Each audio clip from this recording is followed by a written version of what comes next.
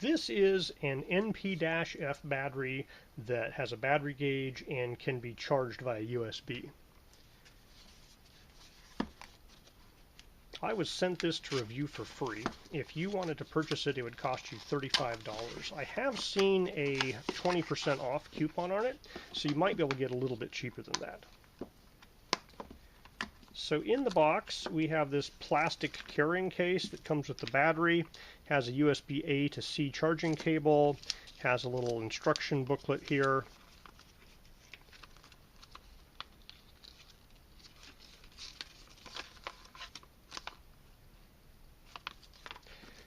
And it has just a little foam insert here, so that foam insert is kind of appropriate to keep the battery from moving around too much. So this is kind of their brown color, maybe a tan. You push the button here and it tells you a percentage, 4 dots, and so right now it's 3 out of 4 dots from the factory. It has a USB-C port, which is in and out, and then it has a USB-A port, which is output only. And then, of course, it's a standard NP-F sized battery. And it says it's a replacement for, 960, 970, 980.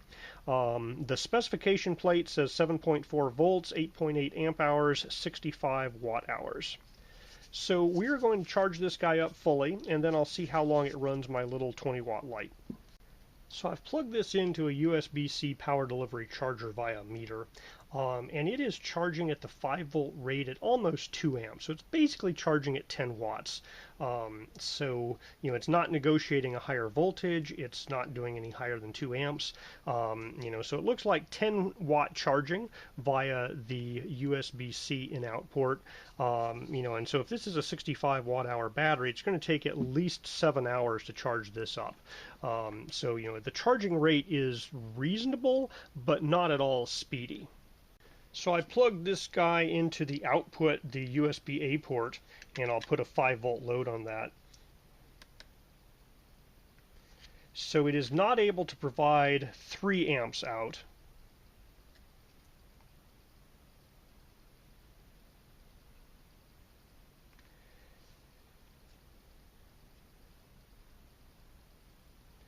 So it does a pretty reasonable job providing 2 amps. So at a 2 amp draw, the voltage sags down to 4.8 volts. So it's delivering 9 to almost 10 watts here. So it looks like the USB-A output port is about a 5 volt 2 amp output port. So it is charging my phone at the 5 volt level. It has not stepped up to the 9 volt level. And yeah, on the USB-C port in-out, it's at the 5-volt level charging my phone. It has not stepped up anything to like the 9-volt level. So I'm going to say that we can just assume that the USB ports here in and out are basically 5 volts, 2 amps, and you're not going to get any fancy high voltage in or out of them. So if you have a standalone battery charger that can charge faster than 10 watts, it's probably fastest to charge this in a regular NP-F battery charger as opposed to using the ports here. But in a pinch, you're out in the field, all you have is a USB-C cable, you could charge that in a car or something. You're in a pinch, you need to charge a phone or a small USB device. This guy will do 5-volt charging, so it kind of acts as a little mini emergency power bank as well.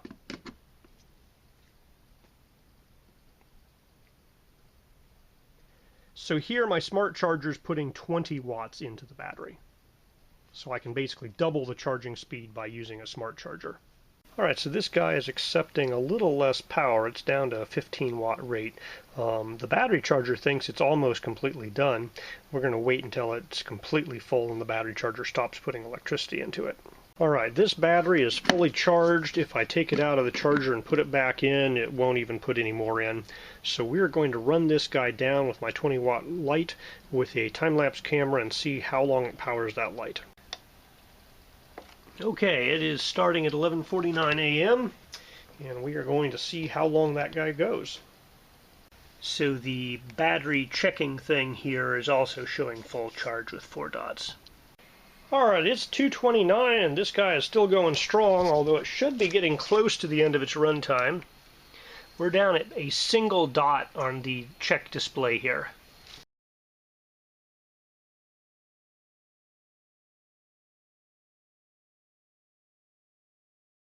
Okay, we've depleted the battery entirely. Now I'm going to charge it back up using the USB port and a USB power meter to get a read of exactly how many watt hours it takes to charge it back up. And when you push the check button when it's fully depleted, the last LED blinks and then it turns off.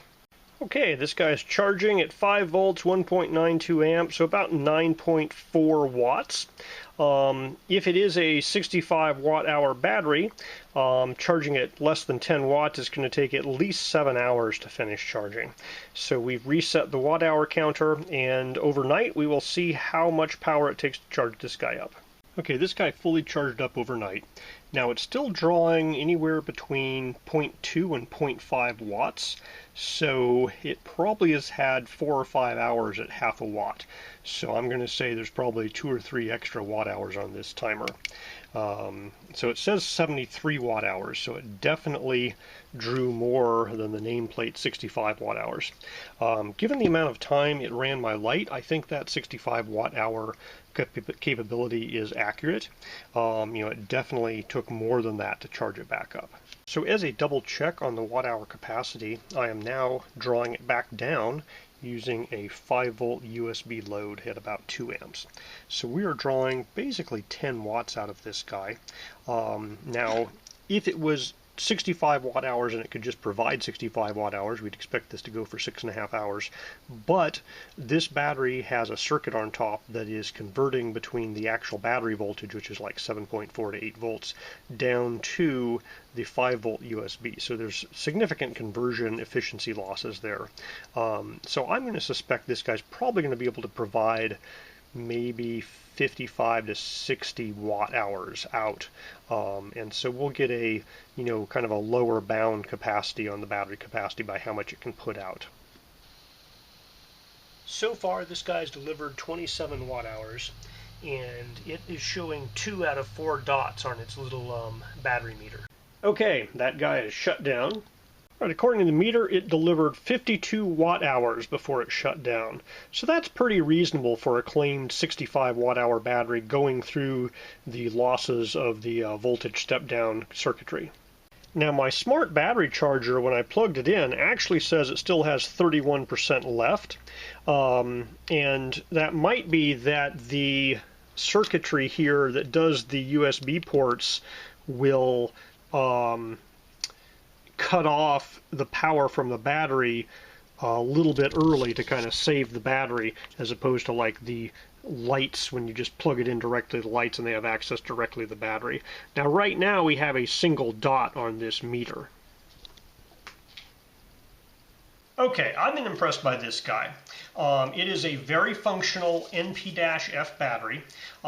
It claims a 65 watt hour capacity for the battery, and I believe that because it takes about 70 some to recharge it, and I've gotten out of this a 3 hour and 10 minute runtime on my 20 watt lights. Plus, when you use it as from the USB port, you're getting a good 50 watt hours out of that, even with the conversion inefficiencies.